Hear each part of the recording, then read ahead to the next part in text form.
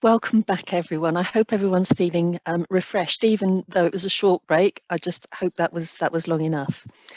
So welcome. We're ready to move on to our next speaker, and it gives me great pleasure to welcome Joe Chamberlain, who's the National Environmental Officer for the Church of England. Joe. Hello, thank you. It's good to be here. Yeah, thank you for having me. I'm going to start sharing my screen, if that's okay.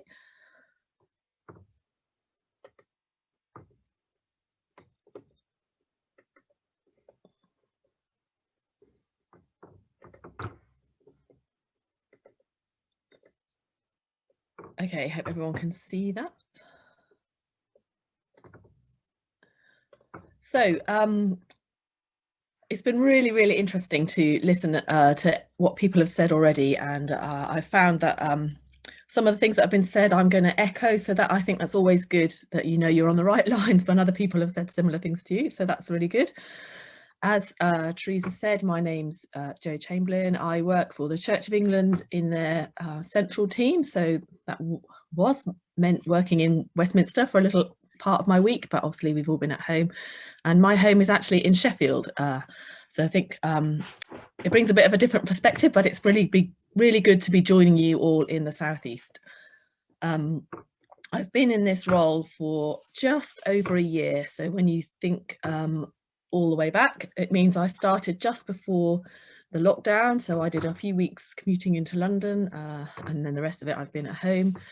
And before that I worked for Christian Aid, and so that really informs my approach and my thinking about environment and climate change and things like that. At Christian Aid, the climate and ecological crises are recognised as falling most heavily on the poorest people in the world, as Ruth's talked about already this morning. And these people are those who've contributed the least to make it happen and have the fewest resources to adapt and recover. So as soon as climate change is framed like this, it becomes a justice issue. And that's very much where I'm coming from. And that's sort of coloured the things that I want to talk about this morning. It's still just about this morning, isn't it? And so that's where I come at this taking action point of view. So why is taking action, or taking community action, is global and community engagement? Why is it even part of the eco-church scheme? In some ways, it's not as obvious as the other four sections. So I didn't write the scheme, so I can't tell you what the people who wrote it thought, but I wanted to say a little bit about why I think it's really important, why community engagement, why global engagement they're all relevant. They might seem they're a bit on the side about the environment, but they're all really important in making a difference to the world that we live in. So these are a few of my thoughts. The reason why we need to engage with our community and engage globally is firstly because we can't do it on our own. The problems, and therefore the solutions, are much bigger than those that we can reach when we work on our own. Even if you think of the whole of the Church of England, or if you think about adding in all of the other denominations that are represented here this morning, they're still not big enough to deal with all of the issues. We can do a lot, and the things that the Church does are necessary and really important, but they're not sufficient. Some of the solutions have to come from elsewhere. Some of the solutions have to come from politics. Some of the solutions have to come from science, and some from other parts of the community, and some from other parts of the world. So if we try to fix it all by ourselves, we're not going to get anywhere close. But when we start to work with other people, that's when we're much more likely to get close to where we need to be. And very closely related to this is this sharing of skills and knowledge. As soon as we reach out beyond ourselves, when we work in partnership with other people, it means we reach out and find skills and knowledge that we don't necessarily have in our own community or congregation. It can be as simple as something like, if you're not sure how to recognise what all the bits of nature are in your churchyard, I'm absolutely sure that your local wildlife group would love to help you do that.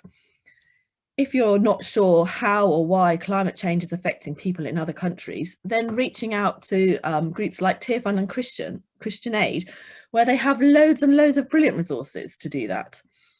So working with other people means we are able to access some of their skills and knowledge. But other people love to work with churches as well, because we have things that we can offer to them that they won't necessarily have. And for a start, we have a space that a lot of community groups don't have access to. So our buildings themselves become such a valuable asset in things like that. And if you've got a congregation who's keen on these things, then that's a whole wealth of people that other networks and organisations may not necessarily have access to. So that sharing of skills and knowledge is really, really important. It's a two-way thing and helps us to move forward. And the final thing is that taking action is mission.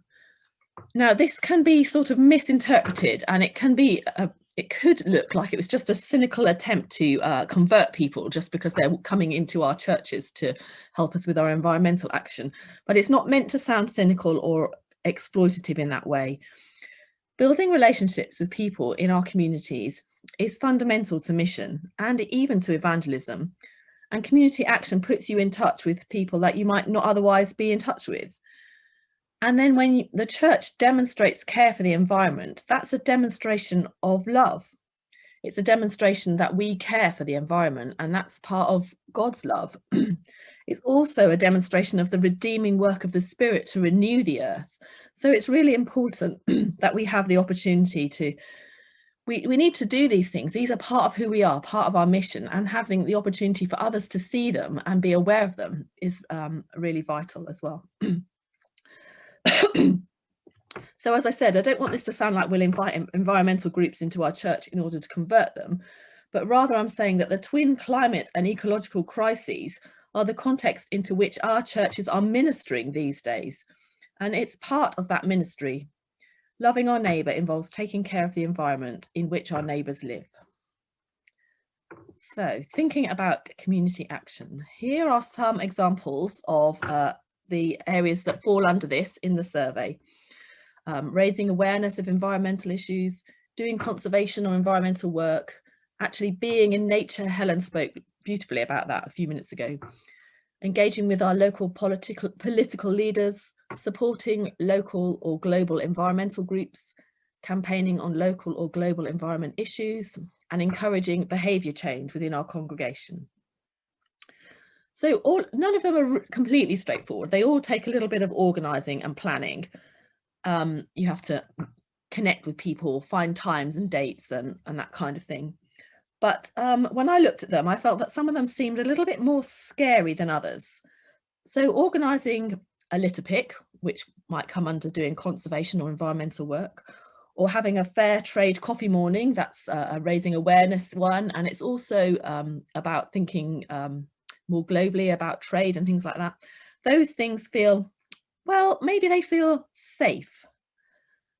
Meeting your MP or going campaigning, they might feel a bit more out of your comfort zone. Or maybe if they're not out of your comfort zone, I know there's a few people, I've been watching the chat, there's a few people here, this is well in their comfort zone, but it might be out of the comfort zone of the people in your churches. But this conference is about moving on, moving to the next level, beyond bronze, going for gold. So we're going to bite the bullet and we're going to focus on the scary bits. And we're going to talk about political engagement. So there are parts of this survey that talk about political engagement.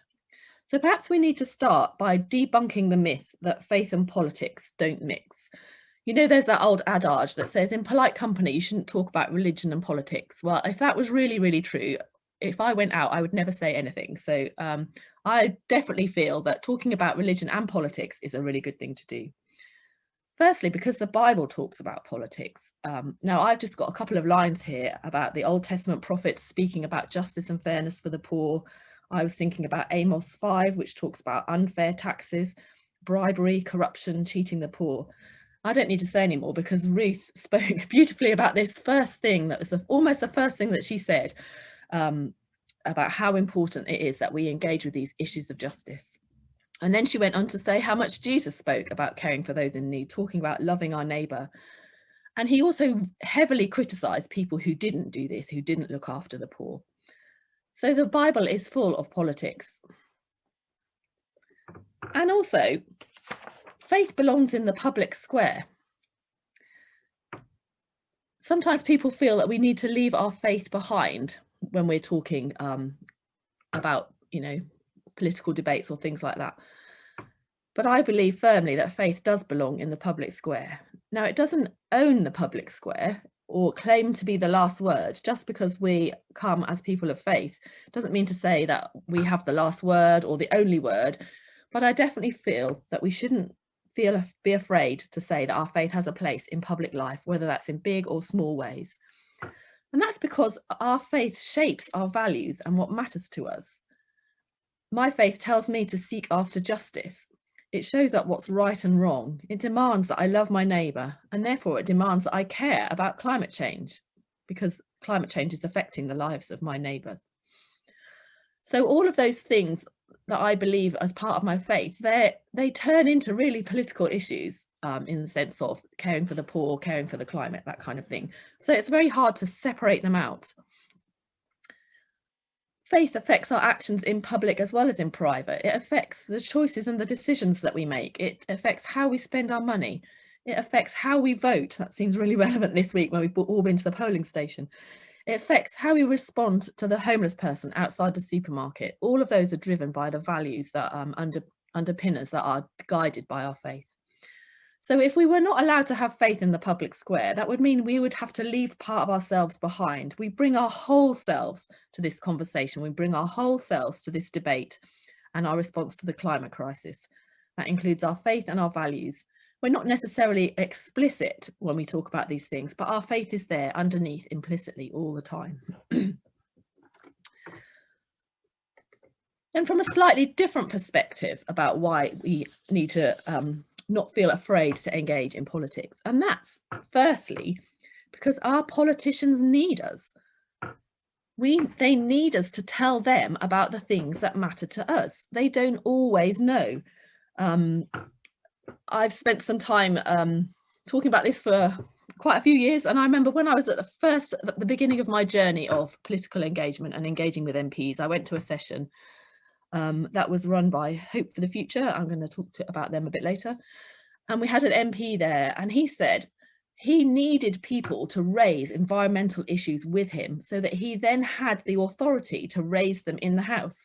And unless people wrote to him about these things, he didn't have a reason or excuse to talk about them. And this MP is really engaged in environmental issues, but even he needed people to write to him and say what mattered, because that gave him the authority to speak about these things, because his constituents were speaking about these things. So don't be afraid to raise these issues. Politicians need us to tell them about it. And they need us to tell them about things that they don't know about as well. Often when we start to plan this kind of thing, you might think, oh, I just don't know enough. I don't understand all the issues. Well, unless you're unlucky, your MP probably won't either. And if you've done your research before you engage, you probably know much more than they do. So they do need us to tell them about different things that they've never heard of or issues that they don't know about. They're only people and they can't be on top of everything that's happening around the world. So if you're clued in to some of the things that, say, Tearfund or Christian Aid are doing, you're probably much more clued up than they are. And politicians need us because that gives them a license to act.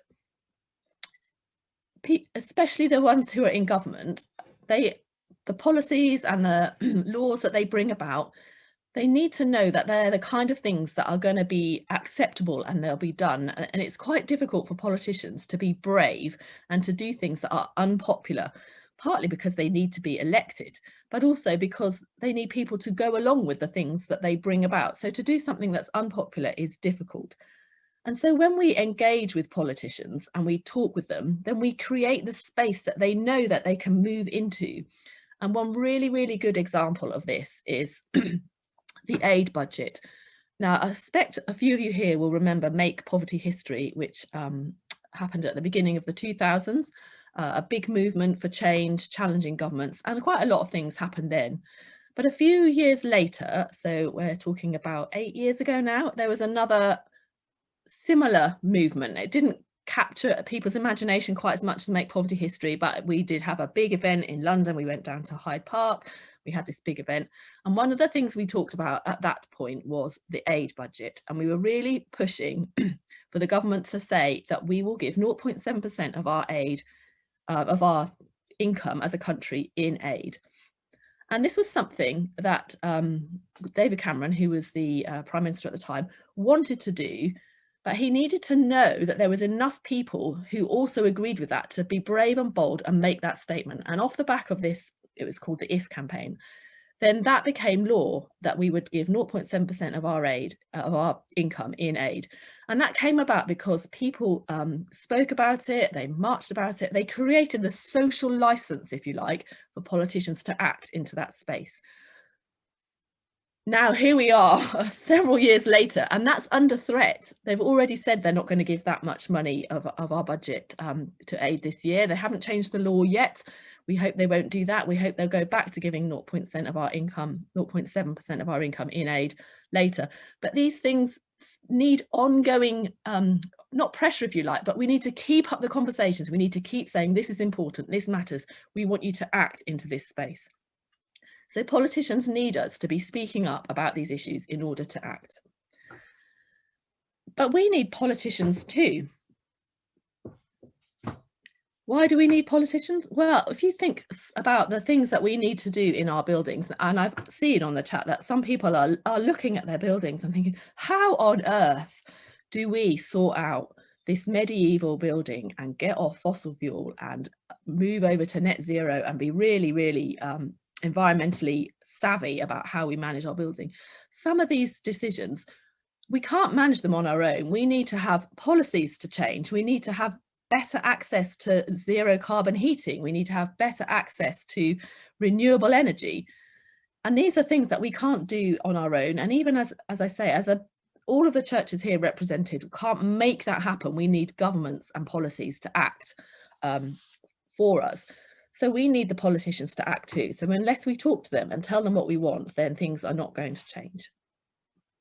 So I hope that makes you feel encouraged that faith and politics can come together, that it's important that we act. But I do want to say, don't be frightened about what you want to do. For some people, this kind of event, these are the young people on the school strike, is so exciting and absolutely where they need to be. But this is not where everybody wants to be. And I would just like to say we can still get involved in faith and politics and engagement with our MPs, and we don't have to put ourselves out on the streets if that's not how we feel that we can. Maybe by the end of this talk you will feel that you can, and that'd be really exciting. So there are a few things happening this year that make this year a really, really good one, a really key one for you to think about how you, as a church, as a body, engage with MPs and global politics. So in November, the world is coming to Glasgow. Well, we hope the world is coming to Glasgow in November. With the COVID restrictions, maybe some of it will go virtual. But we do hope that the world will come to Glasgow in November to talk about climate change. This is the COP26 climate conference. And while the world is here talking about climate change, this is our opportunity to engage with them and talk and say what we want to happen.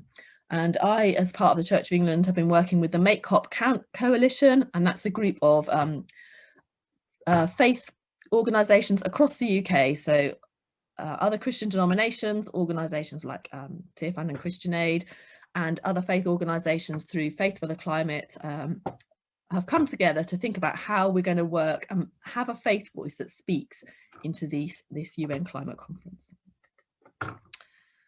And this Make COP Count Coalition is trying to work in 3 areas, basically transformation, advocacy and hospitality. So I'll just go through what those are.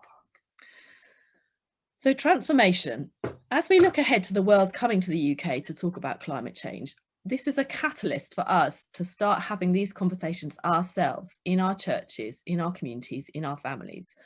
I would love it if a lasting legacy of COP26 would be the transformation of faith communities in cutting carbon and caring for creation.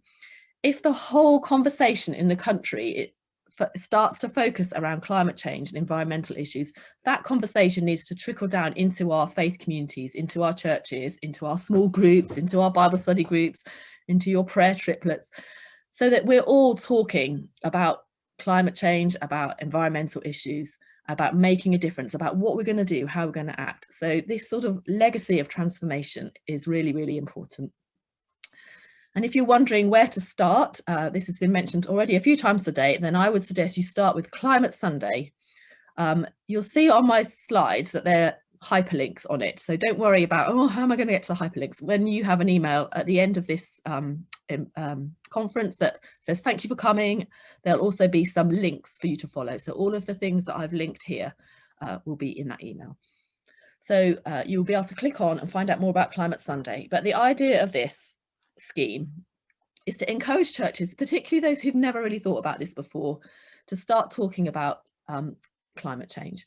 And the first thing Climate Sunday asks you to do is hold a Climate Sunday service, a service that's focused around climate change. You can have it whenever you like, whenever it suits your programme.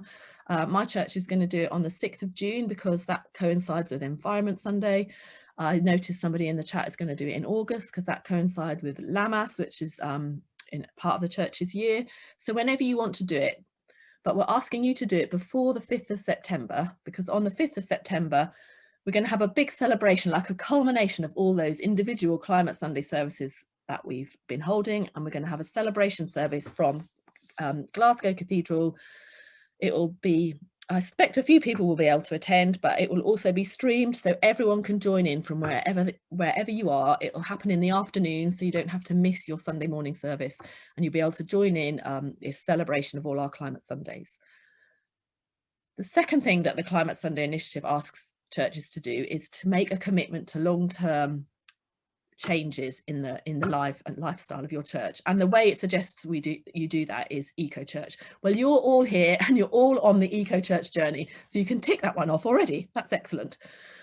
And then the third thing that Climate Sunday asks you to do is to sign the Climate Coalition Declaration. Look, I realise I've got another slide which has got all these things on. So the Climate Coalition Declaration calls on the UK government, because the UK government is the host, so they need to show that they're already thinking and acting in the right ways before the climate conference comes.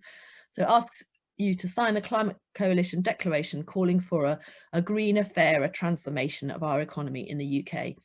And anyone can sign that. You can sign that as an individual. As soon as you get the email after this conference, you can click on the link and sign it straight away. But there's also the scope for signing as a body, as an organisation. So if your church is willing, you could sign up as a church. So that's Climate Sunday. The other thing about transformation is a relay. And I'm pretty sure I've got a slide for this as well. So go on to that one. So Carbis Bay is near St Ives in Cornwall, and that's where the G7 are coming. So the G7 is the 7 richest nations in the world at the moment, and their world leaders will be coming to St Ives from June the 11th to 13th, something like that. And what goes on there in that conference will have a bearing on what happens in COP26. They're going to be talking about finance, they're going to be talking about vaccinations. Hopefully they'll waive the patent for the vaccination. They're going to be talking about climate. They're going to be talking about really key issues that will feed in to COP26. And so the this organisation called the Young Christian Climate Network, which is a very new organisation, has decided we need to grasp this moment and walk from St Ives to Glasgow. So we take the message from whatever happens in G7 to whatever's going to happen in COP26. And they've made a route that takes in quite a lot of the country from St Ives to Glasgow. It goes up from the furthest southwest of the country, round to London. It wiggles around the Midlands a bit through Birmingham. Then it goes to Nottingham, Sheffield. Then it goes back across the country to Manchester, back across to Leeds, up to York, and then through up the northeast to Edinburgh and then to Glasgow. So for you guys in the southeast, you might just about connect with it when it comes to places like St Albans, but it's not going right into Kent. And as this relay goes through, the idea is that you could walk on it and that'll be like a pilgrimage. But when it comes to town, that's the moment when you might think, right, this is when we'll think about COP, this is when we'll engage. We could have a prayer vigil. Maybe that's the time when we'll meet with our MP. There's a couple of suggestions there for people in Reading and Richmond, where they've got key people who are MPs. So we want this to be a way of capturing people's imagination and saying, when this comes to town, we will get involved, we will take a note of this. So when you get the email after the conference, click on and have a look at the relay and see if it comes near to you. If you're in London, if you're in St Albans diocese, then it will come near to you. Rochester and Canterbury, I think it probably won't come near to you. So you've got two options. You could decide, let's make our own tributary, let's join up, let's walk from Dover to the nearest point where it intersects and join up. So if you'd like to do that, then that would be amazing. Or if you think that's something that you're not going to be able to do, then even while it's happening, you could pray for it, you could organise your own prayer vigil as it comes nearby, or when it starts in June, or when it reaches Glasgow, however you want to connect with it. And I've put here that you can join up with the prayer chain. So if I skip back to here, the prayer chain is a global move of prayer for COP26. It's been going for quite a long time, but because we thought that COP would have happened way before now. But it's really picking up momentum. And the idea is to cover every day or every hour of every day we can with prayer. And you can sign up to pray for COP26 and for the climate and for the environments. Depending on which one you support. Generally, you can sign up with Christian Aid, CAFOD or Tear Fund and say, yes, we will pray for the climate, we will pray for the environment, we will pray for all these political decisions on this day. And you can do that as a small group, as a church, however you want to do it. And there's also happening on, I haven't got the date here, but there's going to be an online prayer event where if you think, oh, I don't quite know if we did a prayer meeting, what would we pray about? So this might help you to start you off. So there's an online prayer session in May. I think it's on a Wednesday, so it's not this Wednesday, but the Wednesday after, whatever date that is. So if you'd like to join in with that and start praying, then that would be a really good introduction into that prayer chain. And then the last thing about transformation and thinking about how you filter this down into your communities is something called Count Us In. And this is the UN trying to engage citizens and individuals to really think about their own lifestyle and their own steps that they're taking. And that each country has what's called a high-level champion, trying to get the message out. So this conference is not just a stuffy load of people in suits talking, but it's something that the whole community engages with. And that's really what we're talking about when we're talking about transformation. And so they've got this program called Count Us In, and they want people to sign up to take a step. What step will you take to cut your carbon emissions to make a difference? And there are 16 things to choose from, and they're things like not flying, eating less meat, changing how you travel, talking to your MP. Those are 4 of the 16 things you can choose. So if you follow the link, you can sign up and make a pledge. And the hope is that across the world, this is global, so you'll be joining with people around the world, that there will be 1 billion people who sign up to make a pledge, 1 billion steps towards cutting carbon and taking care of the planet. So that's transformation. That's the idea of making sure that there's a legacy, that we've all changed as a result of COP26 and a result of all these world leaders coming to the UK. The second strand was advocacy. This is, what actually do we want them to talk about? What do we actually want to change? And something that everybody's really cares about is something that's called NDCs, which you might have seen in the news or you might not. So that stands for Nationally Determined Contributions. And what that means is a country making a pledge to reduce its own carbon emissions. So in the news this week, the UK has made a pledge to reduce our emissions to 78% of what they were in 1990, and to do that by 2035. So that's our nationally determined contribution. And the reason that this is important is because this is how the Paris Agreement worked. So the last time we had a real movement was in 2015 in Paris. Everyone was very excited when countries really did agree to work together. And one of the reasons that it worked is because they didn't have to quite commit what they were going to do in Paris. They had to say that they would commit, and that those commitments would get increasingly better and increasingly higher reductions. And so everyone agreed, yes, we'll do that in 2015, and then they sort of put off what they had to do until 2020. So that was slightly delayed by COVID. So now we're on 2021. So this is the year that everyone has to come back and say, right, what are we going to do? Every country has a duty to make a commitment, and that's their NDC. So it's a really crucial COP, and everyone will be talking about making sure people have made really good, brave, bold, enthusiastic commitments. So we definitely want to be talking about that.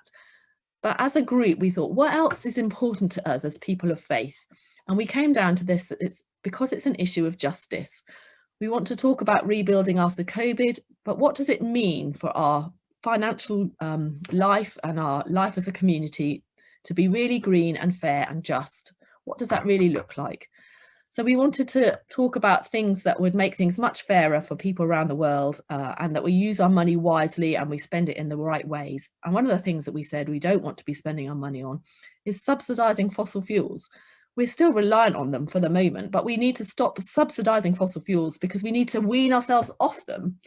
We need to take that money that this is public money, so we need to take the public money that we're spending on fossil fuels and use it on things like investing in renewables and learning better how we're going to move away from fossil fuels. So that's the first ask. The second ask is something called loss and damage. This is where communities around the world have suffered loss of lives, loss of livelihoods, loss of culture, or damage to these things as a result of climate change. And these are usually the poorest countries in the world. They've had the biggest impact of climate change. And we need to see proper financial flows going to these places to help people change and adapt.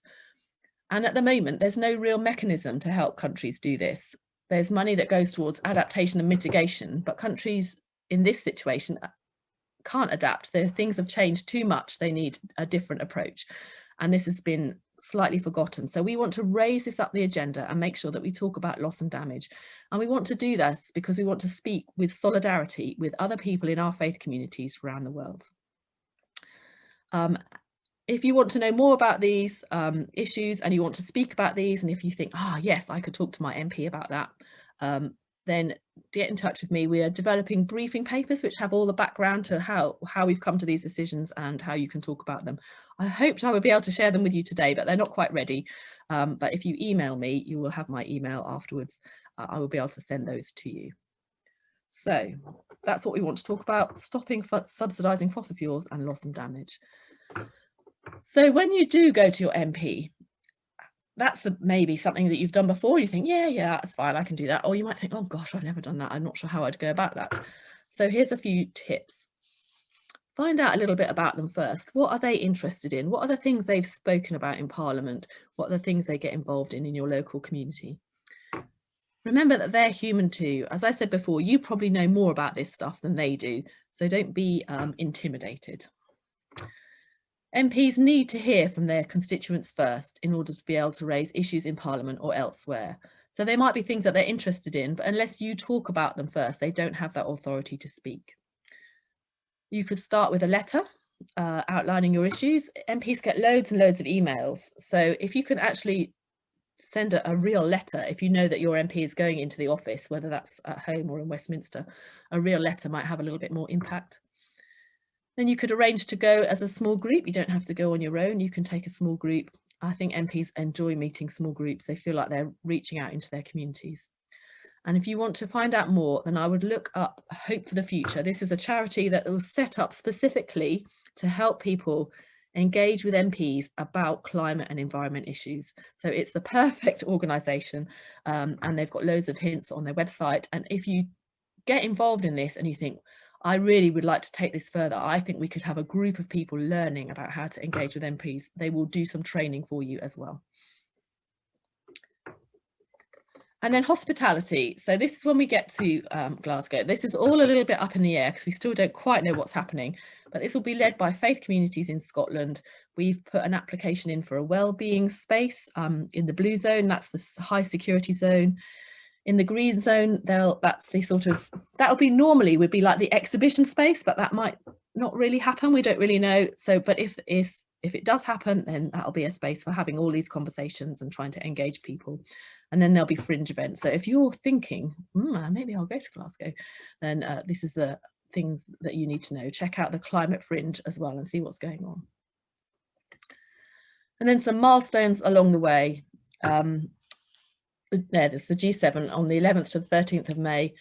Climate Sunday service, maybe you could hold them on Environment Sunday. And if you want to do something already immediately, we're suggesting that people can write to the Prime Minister beforehand and tell him that he needs to make sure that he focuses on a cleaner, fairer future. And you can send the thinking behind this, is that Cornwall is a beautiful destination for holidays, but we can't go because of COVID, and we can't go because there'll be lots of security around the G7. So we're going to send a postcard that says, we wish we were there, and send it to the Prime Minister and say, you know, make the most of this. And Tear Fund and Christian Aid are doing this postcard campaign, and you can tweet a picture of yourself with your postcard, and we'll follow those. And then the other milestone along the way to the COP is Season of Creation. So that's in September. So we'll start with that Four Nations Climate Sunday service on the first Sunday in September. I'm hoping to do some webinars around eco-theology and worship. The Climate Coalition are having a big celebration week, which falls in the Season of Creation. That's the 18th to the 26th of September. So if you're thinking, yeah, we should do something, maybe you could do it in that week and join it all up. And then I've got a question as, what else would you like to see happen in that Season of Creation? What do you think I should be thinking about preparing materials wise? So this is my last slide, just to summarize. Community action helps us to reach out beyond ourselves. Getting political is compatible with faith. COP26 puts climate change on the table. How can you take advantage? And now we've got some time for questions.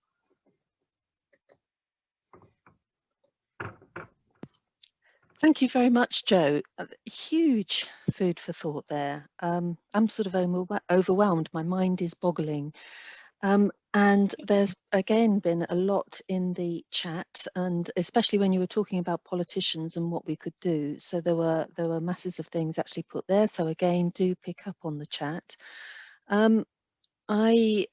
There was one question that came up from one person asking when that the Carbis Bay to Glasgow relay was taking place, but then that was answered by someone saying it was starting on the 11th of June. Is there anything more that you can add to that, Jo? Yeah, so it's starting on the Sunday, so that must be the 13th, with a service in Truro Cathedral, a kind of a blessing and a commissioning. Restrictions mean we can't say, oh yes, we'll all descend on Cornwall. We can't really do that, but it will start with that blessing service from Truro Cathedral, and then it will walk, and they've made the route to take the whole time from the 13th of June to the 1st of November. So I would check out the route on the website.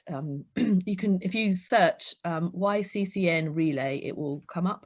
It's the front page of the YCCN website at the moment, because that's the thing that they're all focused on. And if you want to join in, if you can travel and you want to join in, that would be amazing. If you can't join in, if you can pray or augment the voices by sharing things on social media, and just those are the kind of things that you can do. I think that's probably as much as I can say at the moment. Okay, thank you. I'm just trying to, there are one or two other questions that are coming through now.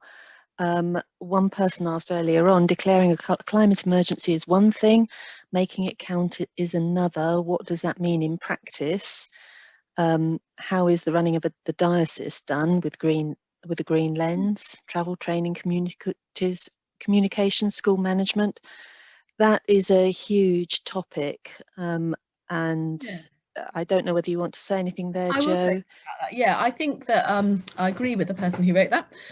Declaring a climate emergency is the first step, isn't it? That's the thing that gets on the agenda, gets everybody thinking and talking about it, and then the real work begins. And I would say that actually, we're all here talking about eco-church, but eco-diocese, or if you're in a different denomination, there's eco-circuit and eco-synod. They're really, really useful tools for exactly the kind of thing that this comment is all about. Because in order to get your eco-diocese or your eco-synod or circuit award, you have to do things like have a policy around all these different departments in the diocese. The church house has to have thought about these things. If you want to, a lot of dioceses have declared a climate emergency, but they've doubled it up with saying a commitment to eco-diocese as well. And I think that's really the way forward, because that helps you to think about these things, helps you to work out what actually do you need to consider. There's a lot to consider. There's not just your churches, there's your clergy houses as well, and there's how are we going to talk to the cathedral. And so the eco-diocese award is a really helpful tool to help you think about all those issues.